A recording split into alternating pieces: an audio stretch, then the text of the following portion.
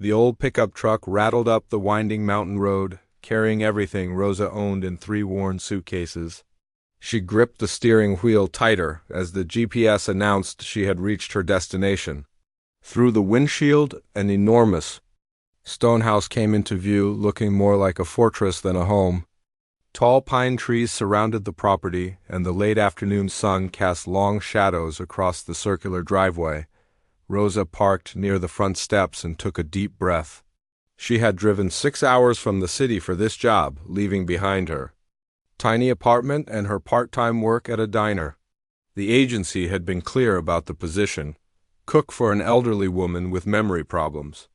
They had also mentioned the woman's son, describing him only as protective and particular about his mother's care. Rosa needed this job badly. Her savings were nearly gone, and the pay here was better than anything she could find back home. The front door opened before she could even knock. A man stepped out, and Rosa had to tilt her head back to look at his face. He was huge, easily the tallest person she had ever seen, with broad shoulders that seemed to block out the sky. His dark hair was messy, like he had been running his hands through it, and his eyes held a coldness that made her want to step backward. "You must be the new cook," he said, his voice deep and rough. He did not offer his name or extend his hand in greeting. Instead, he crossed his arms over his chest and looked down at her like she was some kind of problem he needed to solve. "Yes, I'm Rosa Delgado. The agency sent me," she replied, trying to keep her voice steady. She was used to being the shortest person in most rooms, but standing next to this giant made her feel like a child. "I'm David," he said after a long pause. "Let me be clear about something right from the start. You're only here to cook for my mother. That's it. Don't expect friendly chats, don't expect to become part of the family, and don't expect this to be a long-term arrangement. Most people don't last more than a few weeks." Rosa felt her cheeks burn with embarrassment and anger. She had driven all this way, given up her apartment, and packed her entire life into those 3 suitcases, only to be treated like she was unwelcome before she even set foot in the house. But she needed this job, and she had learned long ago that sometimes you had to swallow your pride to survive. "I understand," she said quietly. "I'm here to work, not to make friends." David studied her face for a moment, as if trying to decide whether she was telling the truth. His eyes were a dark brown, almost black, and there was something painful hiding behind the anger. On his left hand, Rosa noticed a gold wedding ring that looked like it had been worn for years. "Good," he said. "Finally, follow me. I'll show you to your room and then introduce you to my mother." The inside of the house was just as impressive as the outside. High ceilings, expensive furniture, and artwork that probably cost more than Rosa made in a year. But despite all the luxury, the place felt cold and empty. Their footsteps echoed on the hardwood floors, and there was a silence that seemed to press down on everything. David led her up a wide staircase to the 2nd floor. "This is your room," he said, opening a door to reveal a simple but clean bedroom with its own bathroom. "Dinner is at 6 every night, breakfast at 8. Lunch at noon. My mother doesn't like her routine changed." "What does she like to eat?" Rosa asked, setting down one of her suitcases. "Simple food. Nothing spicy, nothing too complicated." "The agency should have given you a list," Rosa nodded. She had studied the list during her drive, noting that most of the foods were bland and boring. It made sense for someone with memory problems, but it also sounded like cooking for someone who had given up on enjoying life. "Where is your mother now?" she asked. "In the sunroom. She spends most of her afternoons there." David's voice softened slightly when he mentioned his mother, and Rosa caught a glimpse of the man he might have been before whatever had happened to make him so angry and closed off. They walked back downstairs and through several rooms before reaching a bright, glass-walled space filled with plants and comfortable chairs. An elderly woman sat in a rocking chair, staring out at the mountains beyond. Her white hair was neatly combed, and she wore a soft blue sweater that matched her eyes. "Mom," David said gently, moving to kneel beside her chair. "This is Rosa. She's going to be cooking for you." The woman turned to look at Rosa, and for a moment her eyes were sharp and clear. "You're very pretty, dear," What's your name again? Rosa, Mrs. Patterson. It's nice to meet you. Rosa, the older woman repeated, smiling. Like the flower, I used to grow roses in my garden. Red ones, pink ones, white ones. David's father planted them for me when we first moved here. She looked around the sunroom as if seeing it for the first time. Where is my garden now? David's jaw tightened. The garden is still there, Mom. You can see it from your bedroom window. Mrs. Patterson nodded, but Rosa could tell she was already forgetting the conversation. It was heartbreaking to watch, and Rosa understood now why David was so protective. Seeing someone you love disappear a little more each day would be enough to make anyone angry at the world. What would you like for dinner tonight, Mrs. Patterson?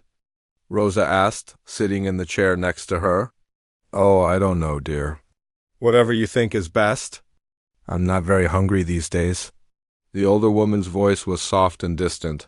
Like she was speaking from very far away, Rosa spent the next hour sitting with Mrs. Patterson, listening to stories that jumped from decade to decade without warning. Sometimes the older woman thought Rosa was a neighbor from 40 years ago. Other times she seemed to know exactly who Rosa was and why she was there.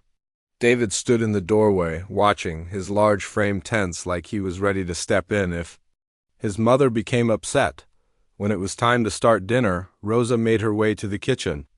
It was a chef's dream, with professional-grade appliances and enough counter space to cook for an army.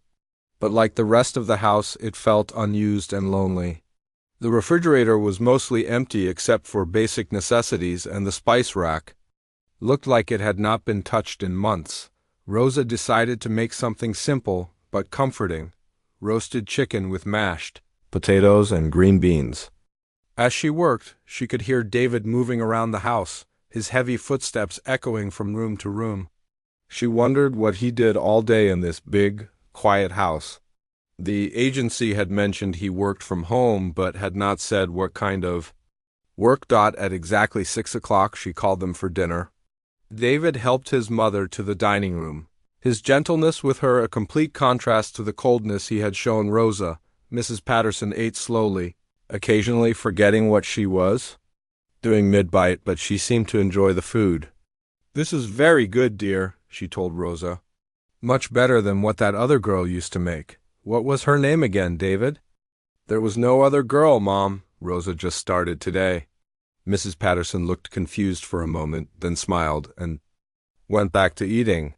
David ate in silence, barely looking up from his plate. Rosa tried to think of something to say, but every conversation starter she could think of seemed wrong somehow. After dinner, David helped his mother to her room while Rosa cleaned the kitchen. When he came back downstairs, he found her wiping down the counters. She'd be confused in the morning, he said without looking at her. She might not remember that you're the new cook. Don't take it personally. I won't, Rosa replied. Has she been like this for long? David's hands clenched into fists at his sides. That's not your concern. Just cook the food and stay out of everything else. With that, he turned and walked away, leaving Rosa alone in the big, empty kitchen. She finished cleaning and went upstairs to her room, wondering what she had gotten herself into. Through her window, she could see the lights of a small town far below in the valley. It might as well have been on another planet. As she unpacked her few belongings, Rosa made herself a promise. No matter how rude David was, no matter how difficult this job turned out to be, she would make it work.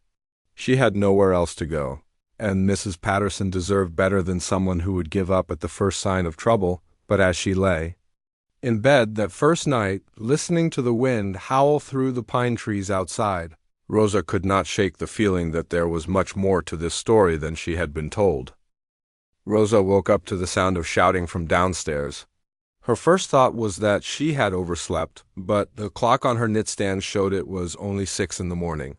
She quickly threw on her clothes and rushed downstairs, following the sound of voices to Mrs. Patterson's bedroom. Through the open door, she could see David trying to calm his mother, who was standing in the corner of her room looking frightened and confused. Mrs. Patterson was still in her nightgown, her white hair messy from sleep, and she was clutching a small photo frame against her chest. I don't know who you are, Mrs. Patterson was saying, her voice shaking. "Where is Robert? I want my husband." "This isn't my house. Mom, it's me, David, your son. Dad isn't here anymore, remember? And this is your house. You've lived here for 30 years. David's voice was patient, but Rosa could hear the exhaustion and pain underneath. "No, no, no. My son is just a little boy. You're too big, you're scaring me." Mrs. Patterson pressed herself further into the corner, and Rosa's heart broke watching the fear in the older woman's eyes. Rosa knocked gently on the doorframe. "Mrs. Patterson? It's Rosa, the cook. I was thinking about making some breakfast. Would you like to help me?" Mrs. Patterson looked at Rosa with confusion, but the fear in her eyes began to fade. "Cook? I used to cook. I made the best apple pies in the county." "I would love to learn how to make your apple pie," Rosa said softly, stepping into the room. "But first, maybe we could start with something simple." "Like pancakes?" Pancakes," Mrs. Patterson repeated, her grip on the photo frame loosening. "David loves pancakes. My little boy always asks for pancakes on Saturday mornings." Rosa glanced at David, who looked surprised but nodded slightly. "That's right," Rosa said. "David would probably love some pancakes right now. Should we go make some together?" It took almost 20 minutes, but Rosa managed to guide Mrs. Patterson out of the corner and down to the kitchen. David followed at a distance, his massive frame filling the doorway as he watched his mother slowly calm down. Once in the kitchen, Mrs. Patterson seemed more like herself, though she still looked around with confusion sometimes. "Now, where do you keep the flour?" Mrs. Patterson asked, opening random cabinets. "Let me help you find it," Rosa said gently. She had noticed where everything was the night before, but she let Mrs. Patterson lead the way. Offering guidance when needed. As they cooked together, Mrs. Patterson began to share stories. She talked about David as a child, how he used to stand on a chair to help her stir the pancake batter, how he was always too tall for his age and bumped his head on everything. "He wanted to be a chef when he grew up," Mrs. Patterson said, mixing the batter with careful attention. "Always in the kitchen, always asking questions about recipes. But then he got so good at football, and everyone said he could get a scholarship." Rosa looked over at David, who was still standing in the doorway. His expression had changed from worry to something she could not quite read. There was sadness there, and maybe regret. "He was going to open a restaurant," Mrs. Patterson continued. "Called it his dream. But life has a way of changing our plans, doesn't it?" "Yes, it does," Rosa agreed quietly. They worked together for another hour, with Mrs. Patterson's memory drifting in and out like a radio station with poor reception. Sometimes she knew exactly where she was and what they were doing. Other times, she would ask Rosa who she was or wonder aloud why the kitchen looked different than she remembered. But through it all, she kept cooking. Her hands seemed to remember things her mind had forgotten. She knew exactly how much vanilla to add, how to test if the pan was hot enough, how to flip a pancake without breaking it. When they finished, they had made enough pancakes to feed a small army. Mrs. Patterson looked at the stack with pride and satisfaction that Rosa had not seen from her the day before. "David, come eat," Mrs. Patterson called to her son. "I made your favorite." David approached slowly, like he was afraid to break the spell. He sat down at the kitchen island, and Mrs. Patterson served him a plate of pancakes, fussing over him like he was still that little boy she remembered. "These are perfect, Mom," David said, and Rosa heard his voice crack slightly. "Of course they are," Mrs. Patterson replied with a smile. "I've been making them for 40 years. Rosa made herself a small plate and sat down across from David. For the first time since she had arrived, the kitchen did not feel cold and empty. Mrs. Patterson chatted happily about old times, her memory sharp and clear for the moment. "Rosa," Mrs. Patterson said suddenly, turning to her, "you're very good with cooking. Where did you learn?" "My grandmother taught me," Rosa answered. "She always said that food was love made visible." "That's beautiful," Mrs. Patterson said. "And, very true. I always cooked with love for my family." She looked at David with such tenderness that Rosa had to look away. After breakfast, Mrs. Patterson grew tired and wanted to rest. David helped her back to her room, and Rosa cleaned up the kitchen. She was washing the last pan when David returned. "Thank you," he said quietly, not looking at her directly. "For what?" "For this morning, for helping her. The episodes are getting worse, and I never know what to do." Rosa dried her hands on a dish towel and turned to face him. "How long has she been like this?" David leaned against the counter suddenly, looking very tired despite his size. "It started about 2 years ago, little things at first. Forgetting names, losing her keys, but then it got worse. Some days she's completely herself. Other days she doesn't recognize me at all." "That must be very hard," Rosa said softly. "The doctors say it will only get worse. They want me to put her in a special care home, but I can't do that to her. This is her house. These are her memories, even if she can't always access them." Rosa could hear the pain in his voice, and she began to understand why he was so protective and angry. He was watching his mother disappear little by little, and there was nothing he could do to stop it. "She was right about the cooking, you know," David said suddenly. "What do you mean?" "What she said about me wanting to be a chef. That was true. Before football, before everything else, I loved to cook. I used to spend hours in here with her, learning her recipes, experimenting with new ones." "What changed?" David's jaw tightened. "Life, responsibility. Football was supposed to be my ticket to a better future. Full scholarship, professional career, financial security. Cooking was just a hobby, and now?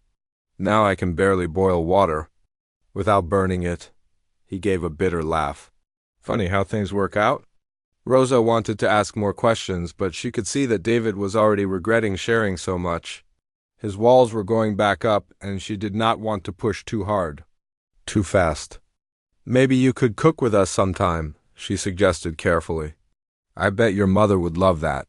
David looked at her with surprise, as if the idea had never occurred to him. "I don't think that's a good idea." "Why not?" "Because I'm not here to have fun or take trips down memory lane. I'm here to take care of my mother, and you're here to cook. That's it." But even as he said the words, Rosa could tell he was not entirely convinced. She had seen the way his face had changed when his mother served him those pancakes, the way his voice had softened when he talked about his old dreams. The rest of the day passed quietly. Rosa prepared lunch and dinner according to the schedule David had given her, and Mrs. Patterson seemed more settled after their morning in the kitchen. She even asked Rosa a few questions about her life, though she forgot the answers almost immediately that evening. As Rosa was cleaning up after dinner, she found David sitting alone in the sunroom, staring out at the mountains. She almost turned away, not wanting to disturb him, but something made her stop. "Mr. Patterson?" He turned to look at her, and in the soft evening light he looked younger and less intimidating. "I wanted to thank you," Rosa said. "For what now?" "For giving me a chance. I know you don't want me here, but I really need this job." David studied her face for a long moment. "Why? What happened to your last job?" Rosa hesitated, then decided. "To be honest, I was working at a diner in the city, but they had to close down. I couldn't find anything else that paid enough to cover my rent. I was about to lose my apartment when the agency called about this position." "So you're desperate." "I prefer to think of it as motivated," Rosa replied, which made David almost smile. "Almost. Well, you did good today with my mother. Better than the last 3 people they sent." "What happened to them?" "They couldn't handle her bad days. When she gets confused and scared, most people just want to call me to deal with it, but you stayed calm and helped her through it." "She's not difficult," Rosa said. "She's just lost sometimes. We all need help finding our way back." David looked at her with something that might have been respect. "Maybe you'll last longer than a few weeks after all." It was not exactly a warm welcome, but it was progress. Rosa went to bed that night, feeling more hopeful than she had since arriving. Maybe this job would work out after all. And maybe, just maybe, she could help this broken family find their way back to each other. Rosa had been working at the Patterson house for 2 weeks when the storm hit. She woke up to the sound of thunder so loud it seemed to shake the entire mountain. Rain was hitting her bedroom window like stones, and when she looked outside, she could barely see past the glass because of how hard it was coming down. The power had already gone out. The digital clock on her nightstand was dark, and when she tried the light switch, nothing happened. Rosa used her phone's flashlight to get dressed and made her way downstairs to check on Mrs. Patterson. The older woman was awake but confused, sitting up in bed and looking around her dark room with fear. "What's happening?" she asked when Rosa appeared in the doorway. "Why is everything so dark? Where are the lights?" "It's just a storm, Mrs. Patterson," Rosa said gently, sitting on the edge of the bed. "The power went out, but we're safe inside." "Storm?" Mrs. Patterson repeated, listening to the thunder. "I don't like storms. They're too loud. Robert always held my hand during storms." Her voice became small and scared, like a child's. Rosa took her hand. "It's okay. I'm here with you." Just then, David appeared in the doorway, his large frame blocking most of the light from his flashlight. His hair was messy from sleep, and he was wearing an old t-shirt and sweatpants that made him look more human and less like the angry giant Rosa had first met. "The whole valley lost power," he said. "Could be out for hours, maybe longer. Trees are down all over the mountain roads." Mrs. Patterson gripped Rosa's hand tighter. "David, is that you? I can't see you very well." "I'm here, Mom," David said, moving closer to the bed. His voice was gentle, the way it always was when he spoke to his mother. "I'm scared," Mrs. Patterson whispered. "I don't understand what's happening." Rosa could see the pain on David's face even in the dim light. He was helpless against his mother's confusion, and storms like this only made it worse. "You know what?" Rosa said suddenly. "When I was little and storms scared me, my grandmother would light candles and tell me stories while she cooked. It made everything feel warm and safe." "That sounds nice," Mrs. Patterson said, though Rosa could tell she was still frightened. "Would you like to try that? I could light some candles in the kitchen, and maybe David could tell us some stories while I make us something warm to eat." David looked surprised. "I don't really tell stories." "Sure you do?" Rosa said, remembering what Mrs. Patterson had told her about David's football days. "I bet you have lots of stories from when you played football." Mrs. Patterson's eyes lit up a little. "Football? David played football?" "He was very good at it," Rosa said, looking at David encouragingly. David hesitated, then sat down in the chair next to his mother's bed. "Yeah, Mom, I played football, remember?" "Tell me," Mrs. Patterson said, settling back against her pillow's dotso. While Rosa went to gather candles from around the house, David began to talk. His voice was uncertain at first, like he was out of practice. But as Rosa lit candles in the kitchen, she could hear him getting more comfortable. He told his mother about his first game, about being nervous, about how she and his father had been in the stands cheering for him. Rosa found enough candles to make the kitchen warm and bright. The flickering light made everything feel cozy instead of scary. She started a fire in the old stone fireplace that she had noticed but never seen used. Soon the kitchen felt like a completely different place. "Mrs. Patterson," Rosa called softly. "Would you like to come to the kitchen? It's nice and warm in here." David helped his mother out of bed and wrapped a soft blanket around her shoulders. In the candlelit kitchen, Mrs. Patterson looked around with wonder instead of fear. "This is beautiful," she said, settling into a chair near the fireplace. "It looks like Christmas. What should I make for us?" Rosa asked, checking what ingredients she could use without electricity. "Soup," Mrs. Patterson said immediately. "My mother always made soup during storms. She said hot soup could fix anything." Rosa smiled. "Soup it is." She started chopping vegetables by candlelight, her hands steady despite the unusual conditions. David continued telling stories, and slowly Mrs. Patterson began to remember things. She remembered going to David's games, remembered how proud she felt watching him play, remembered making special meals for him during football season. "You were going to cook professionally," Mrs. Patterson said suddenly, looking at David with clear eyes. "Before all the football scholarships and professional contracts, you wanted to open a restaurant." David stopped talking and looked down at his hands. "That was a long time ago, Mom." "Dreams don't just disappear," Mrs. Patterson said softly. "They wait for us to come back to them." Rosa glanced over from where she was stirring the soup. She could see the conflict on David's face, the pain of remembering things he had given up. "What kind of restaurant did you want?" Rosa asked gently. David was quiet for so long that Rosa thought he would not answer. Then he said, simple food, comfort food, the kind of meals that make people feel like they're home, no matter where they are. Like your mother's cooking, Rosa said. Yeah, like that. David looked at his mother, who was watching the fire with a peaceful expression. She taught me that food is more than just eating. It's about taking care of people, about showing love. You still remember how to cook? Mrs. Patterson asked. I think so. It's been a long time. Show me, she said simply. David looked confused. Show you what? How to make something. I want to watch you cook like you used to when you were little.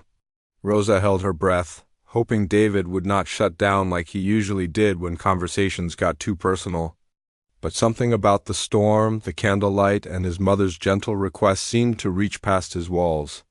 Okay, he said quietly. What should I make? Grilled cheese, Mrs. Patterson said with a smile. You always made the best grilled. Cheese sandwiches. Rosa watched as David stood up and moved to the stove. His hands were shaking slightly, and she realized how much courage this was taking for him. She had a gas stove, so even without electricity he could cook. I'll need butter, he said, his voice uncertain. Here, Rosa said, handing him what he needed. And there's good bread in the pantry. David worked slowly, carefully, like he was remembering each step. Rosa continued making soup, but she kept watching him out of the corner of her eye. There was something different about him when he cooked. His massive hands, which always seemed too big for everything else, moved with surprising gentleness as he buttered the bread and heated the pan. You have to listen to the sizzle, he said to his mother, almost to himself. When it sounds just right, that's when you know to flip it. Mrs. Patterson watched him with complete attention, like she was seeing her son for the first time in years. You remember, she said softly. Some things you never really forget, David replied. When the sandwiches were done, they were perfect. Golden brown and crispy on the outside, melted cheese oozing out the sides. David cut them in half and served them on the old plates Rosa had found in the back of a cabinet. Just like when you were 10 years old, Mrs. Patterson said, taking a bite. Perfect. They ate their simple meal by candlelight while the storm raged outside. Rosa served the soup she had made, and it paired perfectly with David's grilled cheese. For the first time since Rosa had arrived, the house felt like a home. Mrs. Patterson told stories about David as a child, about how he used to cook breakfast for her on Mother's Day, about the time he tried to make a birthday cake and forgot to add sugar. David actually laughed at some of the stories, a real laugh that transformed his whole face. I used to love cooking, he admitted as they finished eating. It made me feel calm, creative, like I was building something good. You still can, Rosa said carefully. David shook his head. That was a different life. Things changed. What changed? Mrs. Patterson asked. David's expression grew sad. Life got complicated, Mom. I had responsibilities, people depending on me. Rosa wanted to ask more, but she could see that David was already pulling back. The storm was starting to quiet down, and with it, the magic of their shared evening was beginning to fade. We should probably try to get some sleep, David said, standing up and starting to blow out candles. Wait, Mrs. Patterson said. This was nice, the three of us together, cooking, talking. We should do this more often. David paused, a half-melted candle in his hand. Mom, I mean it, she said firmly, and for a moment her voice was completely clear and strong. I feel more like myself tonight than I have in months. And I think you do too. David looked at Rosa, then back at his mother. We'll see, he said finally, later. After helping Mrs. Patterson back to bed and making sure she was comfortable, David found Rosa finishing the dishes by candlelight. Thank you, he said quietly, for cleaning up, for tonight, for making it. Feel ... he struggled for the right words. Normal? Rosa suggested. Yeah, normal. I had forgotten what that felt like. Rosa dried the last plate and turned to face him. In the soft candlelight, with his walls down and his guard lowered, David looked like a completely different person. Still large and imposing, but no longer angry or cold. Your mother was right, Rosa said. Dreams don't just disappear. They wait for us. David met her eyes for a moment, and Rosa saw something there she had not seen before. Hope, maybe, or possibility. Good night, Rosa, he said finally. Good night, David. The morning after the storm brought bright sunshine and the return of electricity, but something fundamental had shifted in the Patterson house. David was still polite but distant, yet Rosa caught him watching her sometimes when he thought she was not looking. There was a softness in his eyes that had not been there before, like he was seeing her as a person instead of just the hired help. 3 days later, Rosa was preparing lunch when disaster struck. She was chopping onions for Mrs. Patterson's favorite chicken soup, moving quickly because she was running behind schedule. The knife was sharper than the ones she was used to at her old job, and for just a moment her attention wandered as she heard Mrs. Patterson calling from the next room. The blade sliced deep into her left index finger, and blood immediately began flowing onto the cutting board. Rosa gasped and dropped the knife, grabbing a dish towel to wrap around her finger. The cut was deeper than she had thought, and the towel quickly turned red. "Rosa?" Mrs. Patterson called again. "Is everything okay in there?" "I'm fine," Rosa called back, though she was beginning to feel dizzy. The cut was really deeper than anything she could handle with a simple bandage.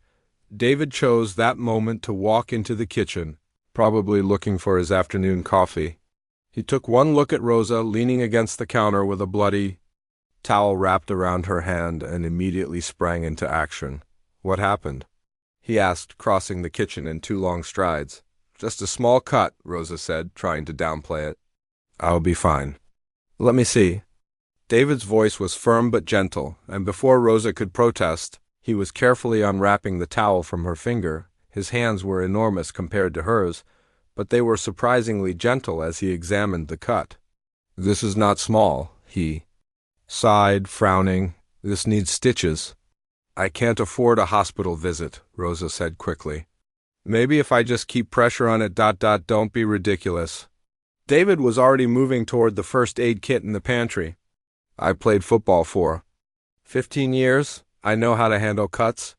He returned with a box that looked more like a medical kit than a simple first aid kit. Rosa watched as he laid out supplies on the counter: antiseptic, gauze, medical tape, and what looked like professional-grade bandages. "Sit down," he said, pulling out a kitchen chair. Rosa hesitated. "Your mother needs lunch. My mother can wait 5 minutes. Sit down." There was something in his voice that made Rosa obey.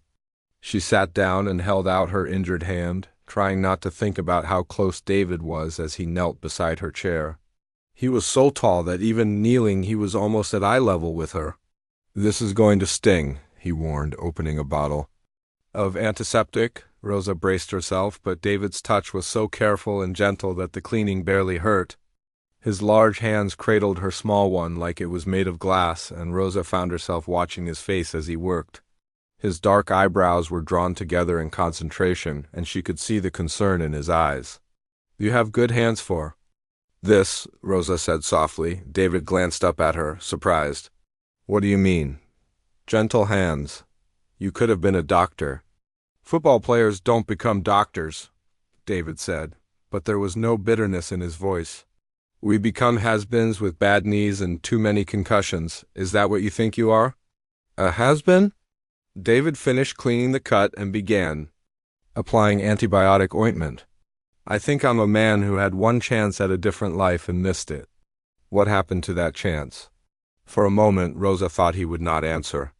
David carefully placed a clean gauze pad over her finger and began wrapping it with medical tape. His movements were precise, like he had done this many times before. "I got married young," he said finally, "right out of college. My wife, Lisa, she was pregnant, and I wanted to do the right thing. Football was paying well, so I kept playing. Put the restaurant dreams on hold." "That sounds like you were being responsible," Rosa said gently. David's hand stilled for a moment. "The baby didn't make it. Lisa lost the pregnancy in the 2nd trimester.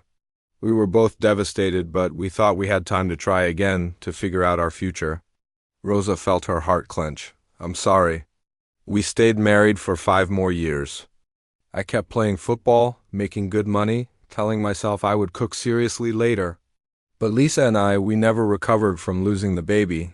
We wanted different things. She wanted to travel, to be free. I wanted to stay close to my parents, especially as they got older. David finished bandaging Rosa's finger and sat back on his heels. We divorced 3 years ago. It was friendly enough, but it made me realize I had spent 10 years living someone else's life. And then your mother got sick, Rosa said, understanding, 6 months after the divorce. The doctor said she needed someone to watch her, and I was already feeling lost, so I moved back home. I told myself it was temporary, that I would figure out what I wanted to do next. But then her condition got worse, and here we are. Rosa looked down at her bandaged finger. David had done a professional job. It was wrapped perfectly, not too tight but secure enough to protect the cut. You did not miss your chance, she said quietly. What? You said you missed your chance at a different life? But you're only, 35, 36? That's not old. You still have time. David stood up, suddenly seeming to realize how close they had been sitting. Time for what? I can't leave. My mother. Who says you have to leave her? Before David could answer, Mrs. Patterson appeared in the kitchen doorway. Is everything all right? I heard voices. Rosa cut her finger, David explained, quickly cleaning up the first aid supplies. But she's okay now. Mrs. Patterson looked at Rosa with concern. Oh, honey, are you hurt badly? I'm fine, Mrs. Patterson. Your son took very good care of me. The older woman smiled, and Rosa noticed her eyes were clear and focused today. David always was good at taking care of people. Even as a little boy, if someone was hurt or sad, he would try to fix it. David looked uncomfortable with the praise. I should let you get back to cooking, he said to Rosa.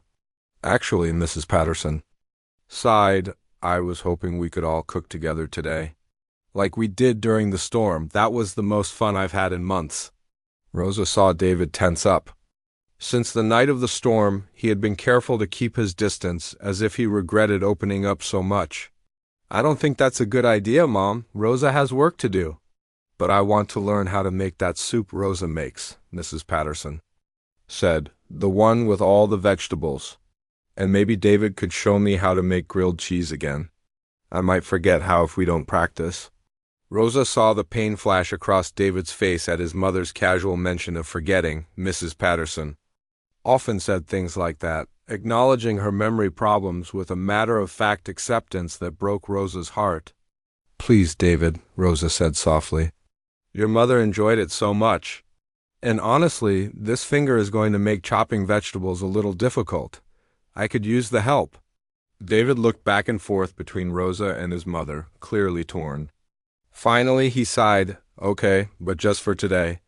Mrs. Patterson clapped her hands together like a child. Wonderful! This will be so much fun, and it was fun. Despite David's initial reluctance, he gradually relaxed as they worked together in the kitchen. Rosa directed the cooking while David did most of the chopping, his large hands surprisingly skilled with a knife. Mrs. Patterson helped where she could, stirring pots and tasting seasonings, offering suggestions and sharing memories triggered by the different smells and flavors.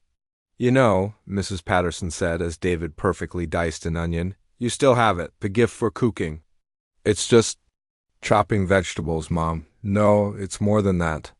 You can tell by the way someone moves in a kitchen. You move like you belong here. Rosa watched David's face soften at his mother's words. There was something beautiful about seeing this giant of a man being so gentle, so careful with both the food and his mother's feelings. Rosa, Mrs. Patterson said suddenly, you should teach David how to make your soup. The recipe, I mean, in case something happens to you. Mom, David said sharply, what? I'm not being morbid. I'm being practical. Cooks leave, David. That's what they do. But family. Recipes should stay in the family. Rosa felt a strange flutter in her chest at being considered part of the family, even hypothetically. I'd be happy to teach anyone who wants to learn. I want to learn, Mrs. Patterson said firmly, and David should learn too, even if he thinks he's too busy or too important. I don't think I'm too important, David protested. Then prove it. Learn the recipe.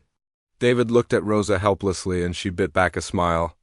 Well, she said, we are making the soup today anyway. I suppose I could walk you through my version.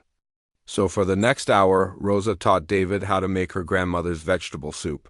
She showed him how to layer the flavors, how to know when the vegetables were perfectly tender, how to adjust the seasonings by taste rather than strict measurements. David was a quick learner and asked good questions. More than that, Rosa could see the passion returning to his eyes as he cooked.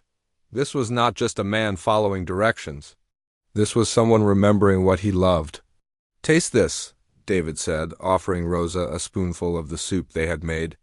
Together, their hands touched as she took the spoon, and Rosa felt a spark of electricity that had nothing to do with cooking. David seemed to feel it too because he pulled his hand. Rosa was humming while she prepared Mrs. Patterson's breakfast when she heard car doors slamming outside. Through the kitchen window, she could see a blue minivan parked in the driveway, and 3 children were already running toward the house, while a woman with short blonde hair followed behind them. Carrying several bags, David appeared in the kitchen doorway, his face tense. My sister is here, he said simply, but Rosa could hear the stress in his voice. Is that bad? Rosa asked, turning off the stove. It's complicated. Claire means well, but she has very strong opinions about how I should be handling Mom's care. David ran his hand through his hair, a gesture Rosa had learned meant he was worried. She doesn't think I should be living here full time. Before Rosa could respond, the front door burst open and the sounds of children laughing and talking filled the house. A woman's voice called out, David, where are you? We're here for Mom's birthday. Rosa felt her stomach drop. It's Mrs. Patterson's birthday today? David looked embarrassed. Tomorrow, actually. I was going to tell you. Claire always comes early to help plan the celebration. The kitchen door swung open, and a woman who looked like a smaller, feminine version of David walked in. She had the same dark hair and strong features, but where David was gentle despite his size, Claire gave off an energy that made Rosa immediately nervous. David, Claire said, hugging her brother. You look tired. Are you sleeping enough? Eating properly? Her eyes swept over Rosa with obvious curiosity. And you must be the new cook. This is Rosa, David said. Rosa, my sister Claire. Nice to meet you, Rosa said, offering a smile. Claire's handshake was firm, and her smile was polite but cool. How long have you been working here? About a month now, Rosa replied. A month? That's longer than the others lasted. Claire turned to David. How is Mom doing? Really doing, not the version you tell me on the phone. David's jaw tightened slightly. She has good days and bad days, but she's been doing better lately. Rosa has been very good with her. I'm sure she has, Claire sighed, and Rosa caught something in her tone that made her uncomfortable. Where's Mom now? Still sleeping? She's been sleeping later in the mornings recently. David, we need to talk, privately. Claire glanced at Rosa. Could you give us a few minutes? Rosa nodded quickly. Of course. I'll go check on Mrs. Patterson. As she left the kitchen, Rosa could hear Claire's voice dropping to a serious tone, though she could not make out the words. She found Mrs. Patterson awake and sitting up in bed, looking confused by all the noise downstairs. Who's here, dear? Mrs. Patterson asked. I hear children. Your daughter Claire is here with her family for your birthday celebration. Mrs. Patterson's face lit up. Claire's here, and the children? Oh, how wonderful. I haven't seen them in so long. Would you like me to help you get dressed so you can go see them? Yes, please. I want to look nice for my family. Rosa helped Mrs. Patterson choose a pretty blue dress and fixed her hair. The older woman was more alert than usual, excited about seeing her grandchildren. As they made their way downstairs, Rosa could hear David and Claire still talking in the kitchen, their voices tense. The children were in the living room, and they immediately surrounded their grandmother with hugs and excited chatter. Mrs. Patterson's face glowed with happiness as she listened to their stories about school and friends. For these moments, she seemed completely herself. Grandma, guess what? Said the youngest, a girl who looked about 8. I learned to make cookies at school. Did you really? What kind of cookies? Mrs. Patterson asked. Chocolate chip? Mom says maybe you can teach me your special recipe. Mrs. Patterson looked confused for a moment. My recipe? I'm not sure I remember. Claire appeared from the kitchen, David close behind her. It's okay, Mom, Claire said gently. We'll figure it out. Rosa watched the family reunion, feeling like an outsider. She started to head back to the kitchen to give them privacy, but Mrs. Patterson called out to her. Rosa, come meet my grandchildren. This is Tommy, he's 12. And Jessica, she's 10. And little Amy, she's 8. The children looked at Rosa with polite curiosity. Are you Uncle David's girlfriend? Amy asked innocently. Rosa felt her cheeks burn. No, sweetie. I'm just the cook. Amy, don't ask personal questions, Claire said. Sharply, then to Rosa, I'm sorry about that. It's fine, Rosa said, though she noticed Claire's eyes studying her carefully. The morning passed with the family catching up. Mrs. Patterson had some wonderful clear moments, telling stories about the children when they were babies and remembering details that surprised everyone. But she also had confused moments, forgetting why everyone was there or asking about people who were not coming. Rosa stayed busy in the kitchen, preparing lunch for the larger group. She could hear laughter from the living room, but also whispered conversations between David and Claire that sounded serious. Around noon, Claire came into the kitchen alone. Rosa, could I talk to you for a minute? Of course. Rosa wiped her hands on her apron, feeling nervous. Claire closed the kitchen door and leaned against it. I want to be direct with you. I'm worried about my brother. Worried how? David has been isolated up here for 3 years, taking care of our mother. He barely leaves the house, barely talks to anyone except Mom and now you. That's not healthy. For a man his age, Rosa was not sure what to say. He seems devoted to your mother. He is too devoted. David has always felt responsible for everyone else's happiness, and now he's sacrificing his entire life for Mom's care. Claire crossed her arms. I've been trying to convince him to put Mom in a proper facility where she can get professional care. But she seems happy here, Rosa said carefully, for now. But her condition will get worse, much worse.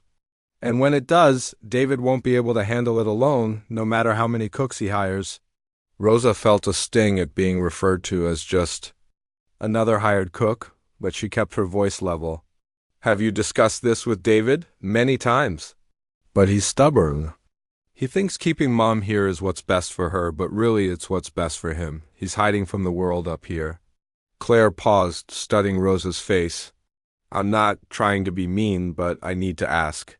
Are you getting personally involved? With my brother? I don't know what you mean, Rosa said, though her heart was racing. I mean, are you developing feelings for him? Because if you are, you should know that David is not available. Not emotionally, anyway. He's completely consumed by grief and guilt over our mother's condition. I'm just here to do my job, Rosa said quietly. Good, because the last thing David needs is another complication in his life. He needs to focus on making the hard decisions about Mom's care, not on other things. Before Rosa could respond, the kitchen door opened and David walked in. He looked back and forth between Rosa and Claire, clearly sensing the tension. What's going on? He asked. Just getting to know Rosa, Claire said with a smile that did not reach her eyes. She seems very dedicated to her work. David's eyes narrowed slightly. Claire, what did you say to her? Nothing inappropriate. I was just explaining our family situation so she understands what she's dealing with. Rosa understands the situation. Just fine, David said, his voice getting colder. Does she? Does she understand that you're planning to sacrifice your entire future to take care of Mom? Does she understand that you haven't been on a date or had a real relationship since Lisa left? Rosa felt like she was watching a family argument she had no business hearing. I should go check on Mrs. Patterson, she said, starting toward the door. No, stay, David said firmly, since Claire seems to think you need to hear this. He turned to his sister. My personal life is not your concern. It is when you don't have one.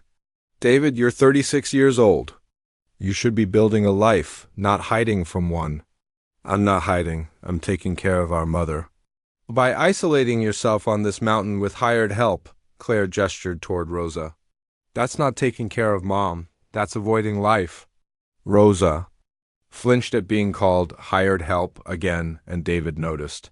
His expression grew thunderous. Rosa is not hired help. She's been more help to Mom in 1 month than the last 3 people combined, and she's been— He stopped, seeming to realize what he was about to say. She's been what, David? Claire pressed. David looked at Rosa, and she could see him struggling. Finally, he said, she's been good for this family. Good for the family or good for you? Claire asked pointedly. The question hung in the air like a challenge. Rosa could see David shutting down, his walls going back up. When he spoke again, his voice was cold and distant. You're right, Claire. Rosa is just the cook, nothing more. And maybe it's time I remembered that. The words hit Rosa like a physical blow. After everything they had shared, after the storm night and the cooking lessons and the gentle way he had bandaged her finger, he was reducing her to just the hired help again. I need to start lunch, Rosa said quietly, her voice barely steady. Good idea, David said without looking at her. Claire, let's go check on Mom and the kids. They left Rosa alone in the kitchen, and she had to grip the counter to keep from shaking. She had known this was just a job, had known not to get too attached. But somehow David had made her feel like she mattered, like she belonged. Now she was just the cook again. Nothing more. The birthday celebration had been planned for the next evening, but everything changed at 3 in the morning when Rosa woke up to the sound of David shouting from downstairs. She threw on her robe and ran toward the noise, her heart pounding. With fear, she found David in Mrs. Patterson's bedroom, trying to calm his mother, who was sitting on the edge of her bed, breathing heavily and looking terrified. Mrs. Patterson was pale and sweating, one hand pressed against her chest. I can't breathe properly, Mrs. Patterson gasped. Something's wrong. My chest feels tight. Claire appeared in the doorway behind Rosa, her hair messy from sleep. What's happening? I think it's her heart, David said, his voice tight with worry. Mom, we need to get you to the hospital. No, Mrs. Patterson said weakly. I don't want to go to the hospital. I want to stay home. Mom, you're having chest pains. We have to go, David said gently but firmly. Rosa could see the panic in David's eyes, though he was trying to stay calm for his mother's sake. Without thinking, she moved to Mrs. Patterson's other side and took her hand. Mrs. Patterson, the doctors will take good care of you, Rosa said softly. And we'll all be right there with you. Will you come with me? Mrs. Patterson asked Rosa, her voice small and scared. Of course I will, Rosa replied immediately. David looked at her with surprise and gratitude. You don't have to ... I want to, Rosa said simply. The next hour was a blur of activity. David called 911 while Claire woke up her children and arranged for a neighbor to watch them. The paramedics arrived quickly and, after checking Mrs. Patterson's vital signs, agreed that she needed to go to the hospital immediately. Rosa rode in the ambulance with Mrs. Patterson, holding her hand and talking to her softly while the paramedics worked. Mrs. Patterson was confused and frightened, asking the same questions over and over. Where were they going? Why was she in an ambulance? Where was David? David is following us in his car, Rosa explained patiently each time. You're going to be okay? The doctors are going to help you feel better. At the hospital, they wheeled Mrs. Patterson into the emergency room while David, Claire, and Rosa waited in the hallway. David paced like a caged animal, his large frame making the small waiting area feel even more cramped. She was fine yesterday, he kept saying. She was laughing with the kids, telling stories. How did this happen so fast? David. Sit down, Claire said gently. Wearing a hole in the floor won't help Mom? But David could not sit still. Rosa watched him pace, seeing the guilt and fear written all over his face. She wanted to comfort him, but after yesterday's conversation in the kitchen, she was not sure if her comfort would be welcome. A doctor came out after what felt like hours, but was probably only 45 minutes. Mr. Patterson? I'm Dr. Williams. Your mother is stable now. David stopped pacing immediately. What happened? She had what we call a panic attack, likely triggered by some confusion and disorientation. It's common in patients with dementia, especially when their routine is disrupted. Her heart is fine, but the panic made her feel like she couldn't breathe. So she's okay? Claire asked. For now, yes. But I do want to talk to you about her condition. The stress of this episode has made her more confused than usual. She's asking for people who aren't here, and she doesn't seem to remember why she's in the hospital. David ran his hands through his hair. Can we see her? In a few minutes. But I should warn you, she may not recognize you right away. Sometimes. After an episode like this, patients become more disoriented. When they were finally allowed into Mrs. Patterson's room, Rosa's heart broke. The strong, sweet woman who had been laughing with her grandchildren just hours ago now looked small and frail in the hospital bed. She was awake but staring at the ceiling with vacant eyes. "Mom?" David said softly, approaching the bed. Mrs. Patterson turned her head toward him, but there was no recognition in her eyes. "Who are you?" she asked. "Where am I?" "I'm David, your son." "You're in the hospital, but you're safe." "David?" Mrs. Patterson repeated the name like she was trying to remember what it meant. "I don't have a son named David. My son is just a little boy. He has dark hair and he likes pancakes." David's face crumpled, but he managed to keep his voice steady. "That's right, Mom, I do like pancakes." Mrs. Patterson looked confused and agitated. "You're too big to be my son." "Where is my little boy? I want my little boy." Claire moved to David's side and squeezed his arm. Rosa stayed back, feeling like an intruder on this private family moment, but she could not stop watching David's face as his mother failed to recognize him. The nurse came in to check Mrs. Patterson's vital signs and explained that the confusion would likely be temporary, but it might take time for her to feel oriented again. "Sometimes familiar voices and gentle conversation can help," she suggested. For the next several hours, they took turns sitting with Mrs. Patterson. Claire read to her from a magazine. David held her hand and told her stories about her grandchildren. But it was Rosa who seemed to have the most success calming her down. "You have a nice voice," Mrs. Patterson told Rosa during one of her more lucid moments. "Are you a nurse?" "No. I'm Rosa. I cook for you sometimes."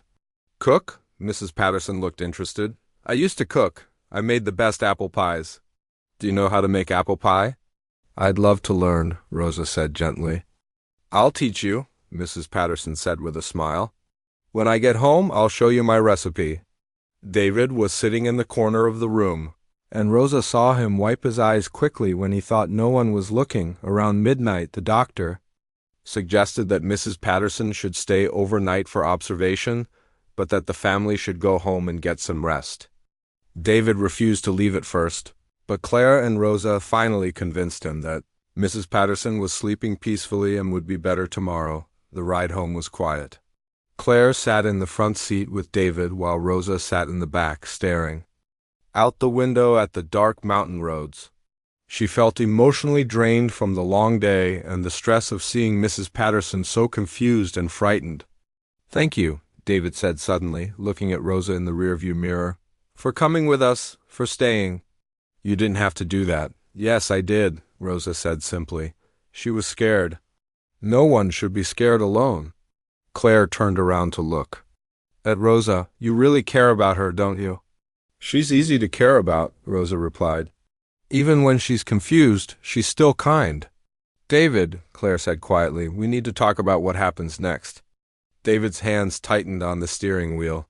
"Not tonight, Claire." "When, then?" "David, you saw what happened tonight. Mom's getting worse. The confusion, the panic attacks. This is just the beginning." I said not tonight. "Fine, but we can't keep pretending that this isn't happening." When they got back to the house, Claire went immediately to check on her children, who were sleeping soundly. David and Rosa stood alone in the kitchen, both exhausted but too wired to sleep. "Coffee?" Rosa asked. "Please." Rosa made coffee while David sat at the kitchen table, his head in his hands. When she set a mug in front of him, he looked up at her with eyes that were red-rimmed with exhaustion and unshed tears. "I almost lost her tonight," he said quietly. "But you didn't. She's okay for now." "But Claire's right, isn't she? It's only going to get worse." Rosa sat down across from him, wrapping her hands around her own coffee mug for warmth. Maybe, but that doesn't mean tonight was your fault, doesn't it? Maybe if I had been watching her more carefully, if I had noticed she was getting agitated. David, stop. Rosa's voice was firm. You can't control her disease. You can't love it away or watch it away or will it away. All you can do is be there for her, which is exactly what you're doing. David looked at her with surprise. When did you become so wise about this? Rosa hesitated, then decided to be honest. My grandfather had dementia. I watched my mother try to take care of him for 3 years before we finally had to put him in a care facility. She blamed herself for everything, just like you're doing. What happened to him? He died 2 years later, but you know what? The last 6 months of his life, after he was in professional care, were some of his happiest. He had activities, other people to talk to, nurses who knew how to handle his bad days. My mother finally stopped feeling guilty and started just loving him. David stared into his coffee. I don't know how to do that. Stop feeling responsible. Maybe you start by admitting that you can't do this alone. Not because you're not strong enough or good enough, but because this disease is bigger than any one person. Even if I wanted to consider other options, Mom would hate it. She loves this house. It's all she has left that's familiar. Is it? Though, tonight she didn't even recognize her own bedroom. David, the house isn't what makes her feel safe. You do, your love does, and that's something you can give her anywhere. David looked at Rosa for a long moment, and she could see him really considering her words for the first time. How did you get so smart about losing people? He asked softly. Rosa felt her throat tighten. She had not planned to share this much. But something about the long, emotional day had broken down her usual barriers. I lost someone too, she said quietly. Someone I thought I was going to spend my life with. His name was Miguel. We were engaged, planning our wedding. He was deployed overseas with the National Guard, and there was an accident. David's expression softened. I'm sorry. Mrs. Patterson came home from the hospital 2 days later, but she was not the same person who had been rushed there in the ambulance. The panic attack had seemed to push her deeper into confusion, and she spent most of her time staring out windows or asking for people who were not there. She called David by his father's name, asked Rosa when she was going home to her own family, and sometimes forgot how to use simple things like forks or light switches. David tried to hide how much this broke his heart, but Rosa could see it in the way his shoulders sagged when his mother looked right through him, or how he would step outside for long walks when the confusion became too much to bear. Claire stayed for another week, and during that time she and David had several long, difficult conversations. Rosa tried to give them privacy, but the house was not that big, and she could not help overhearing pieces of their discussions about memory care facilities and what would be best for Mrs. Patterson's future. There's a place about an hour away, Claire was saying one afternoon as Rosa prepared lunch in the kitchen. Sunset Manor. They specialize in dementia care, and they have a waiting list, but I think I can get Mom in within the next few months. A few months? David's voice sounded strained. What happens until then? You continue doing what you're doing? But David, you need to start preparing yourself. And you need to start preparing Mom too on her good days. Rosa stirred the soup she was making, trying not to listen but unable to stop herself. This conversation would affect her future too, though she was not sure anyone had thought about that. What about Rosa? David asked, as if reading her thoughts. What about her? If Mom goes to a care facility, Rosa won't have a job here anymore. There was a pause, and Rosa held her breath. David, Claire said gently, Rosa knew this job was temporary. That's the nature of private care. People move on.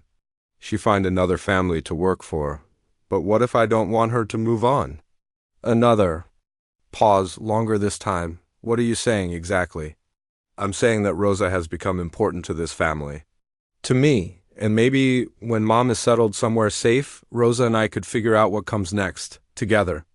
Rosa's heart started beating so fast she was afraid they might hear it from the next room.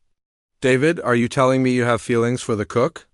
Her name is Rosa, and yes, I have feelings for her. Oh, David. Claire's voice was full of sympathy and concern. Honey, are you sure these feelings are real, or are you just grateful to her for helping with Mom? They're real, Claire. More real than anything I've felt in years. But you barely know her. She's been here, what, 6 weeks? And you've been under enormous stress with Mom. Sometimes when we're vulnerable, we can mistake gratitude and comfort for something deeper. Rosa felt her cheeks burn with embarrassment. Was Claire right? Was David just confused about his feelings because she had been there during a difficult time? I know the difference between gratitude and love, David said firmly. Love? Claire's voice rose slightly. David, you can't be serious. You said you loved Lisa too, and look how that ended. That was different. Lisa and I were kids trying to build a life on a foundation that wasn't solid. What I feel for Rosa is different. She understands me in a way Lisa never did. She understands you, or she understands your situation. David, be practical. You're a successful businessman. You have money, property, a good education. Rosa is a cook who was about to be evicted from her apartment when she took this job. Don't you think there might be some practical motivations on her side? Rosa dropped the spoon she was holding, and it clattered loudly against the pot. The conversation in the next room stopped immediately. Rosa? David called. Everything okay? Fine, Rosa called back, her voice barely steady. Just drop something.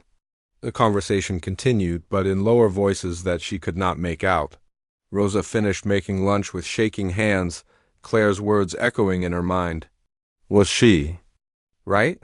Did David only think he had feelings for her because she had been there during his mother's crisis? And worse, did Claire think Rosa was only interested in David for his money?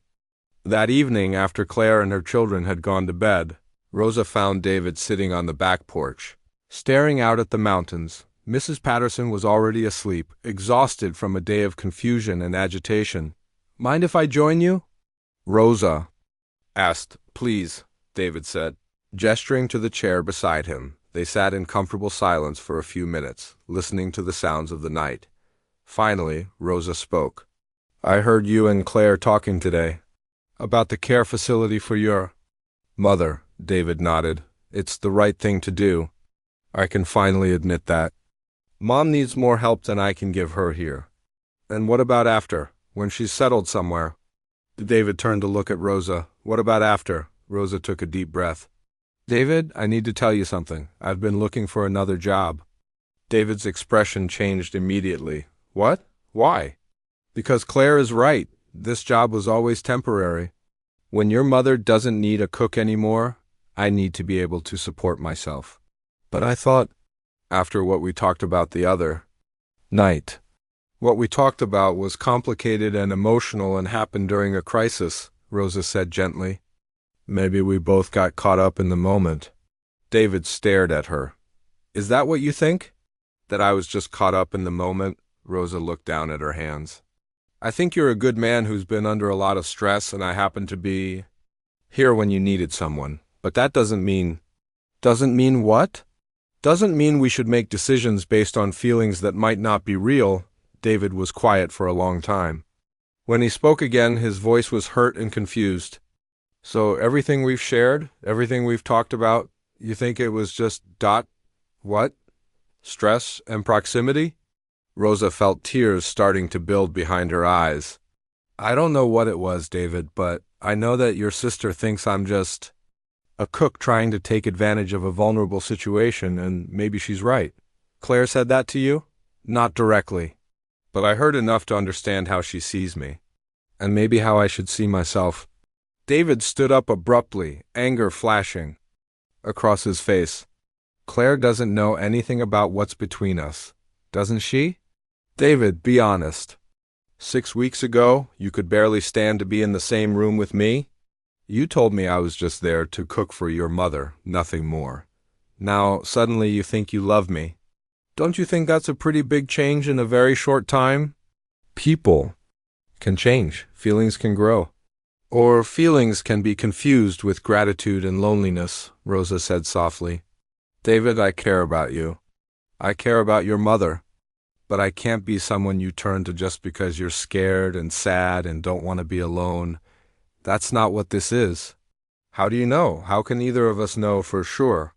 David sat back down, running his hands through his hair in the gesture Rosa had come to recognize as his way of dealing with frustration. So what are you saying? That we should just pretend nothing happened between us? I'm saying we should be practical. I'm saying we should take time to figure out what's real and what's just two people leaning on each other during a hard time. And, how long is this time supposed to take? Rosa had been dreading this conversation, but she had made her decision. I got a job offer yesterday, a family in the city. They need someone to start in 2 weeks. David's head snapped up. 2 weeks? The pay's good and it's a permanent position. Not temporary like this one. You're leaving. I'm being practical like Claire said I should be. David stood up again and Rosa could see he was fighting to control his emotions. I can't believe. You're letting my sister dictate your decisions. I'm not. I'm making my own decision based on what I think is best for everyone. Best for everyone, or safest for you? The question hit Rosa like a physical blow because it was true. She was scared. Scared of caring too much for a man who might be confusing gratitude with love. Scared of being seen as the hired help who was trying to take advantage. Scared of losing her heart to someone who might wake up one day and realize he had made a mistake. Maybe both, she said quietly. David stared at her for a long moment, and Rosa could see the hurt and disappointment in his eyes. I thought you were braver than this, he said finally. Brave? David, I've been taking care of myself since I was 18 years old. I've learned that sometimes the brave thing is knowing when to walk away. Or sometimes the brave thing is knowing when to stay and fight for something worth having. Rosa felt tears spilling down her cheeks. And how do I know if it's worth having? How do I know if what you feel is real or just ... Just what? Just you trying to fill the hole that losing your mother is going to leave. The words hung between them like a wall.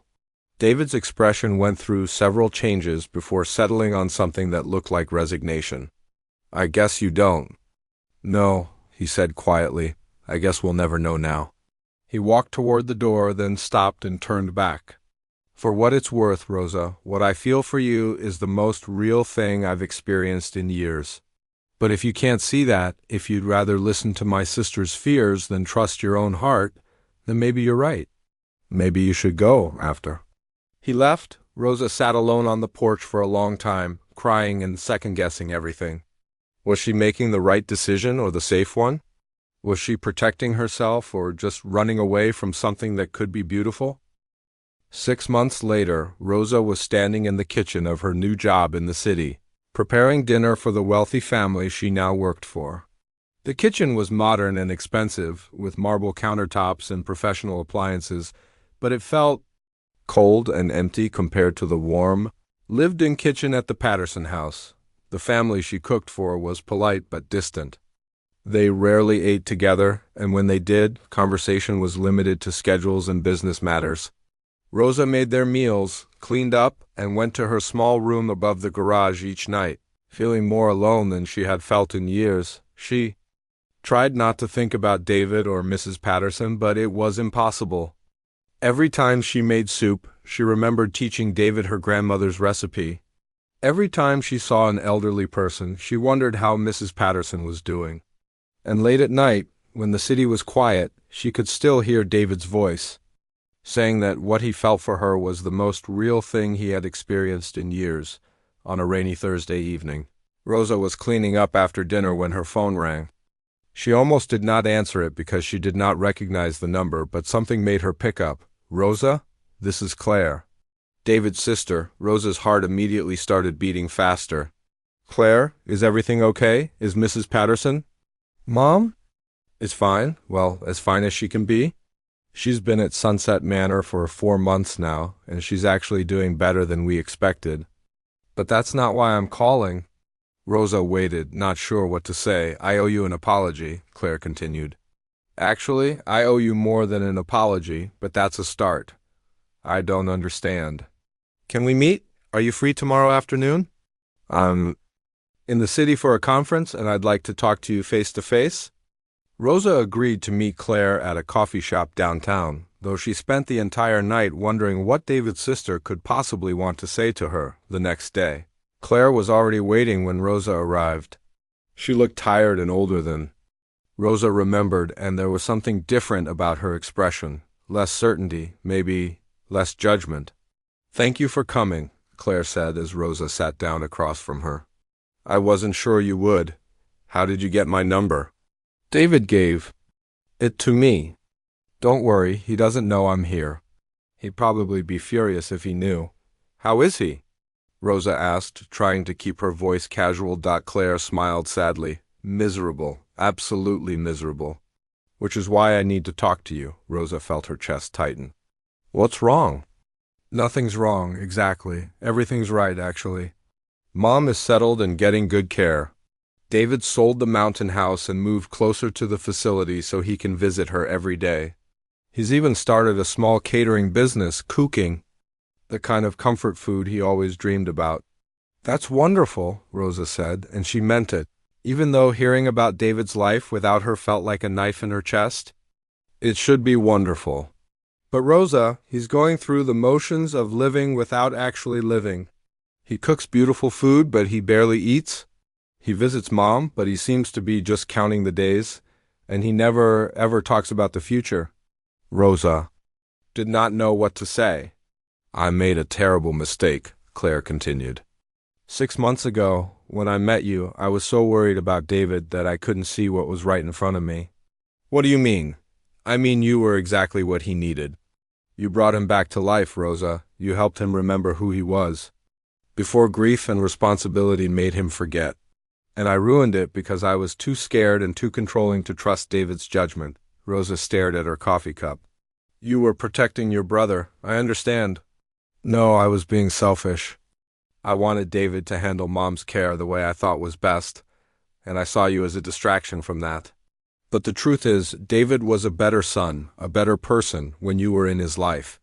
Claire ... double quote, "Let me finish, please. I've been thinking about this for months. The things I said about you, about your motivations, they were horrible and wrong. You never acted like someone who was using David. You genuinely cared about our family, and I threw that back in your face." Rosa felt tears starting to build behind her eyes. "It doesn't matter now. It does matter. Because David is still in love with you, and unless I'm completely wrong, you're still in love with him too." Rosa wiped her eyes with a napkin. "Feelings don't always matter, Claire. Sometimes practical things matter more." "Like what?" "Like the fact that I don't belong in David's world. Like the fact that he was vulnerable and confused when he thought he had feelings for me. Like the fact that some things are too complicated to work." Claire leaned forward. "Rosa, can I tell you something about my brother? David has never been confused about his feelings. Even when we were kids, when he liked something or someone, he knew it completely. When he married Lisa, I had doubts, but David never did. He loved her with everything he had, even though they weren't right for each other. That doesn't make me feel better." "It should. Because when David told me he loved you, he meant it the same way, completely, without doubt. And Rosa, I've never seen him fight for anything the way he fought for you that night we talked. He didn't fight very hard. He let me leave. Because you told him you didn't trust his feelings. What was he supposed to do, kidnap you?"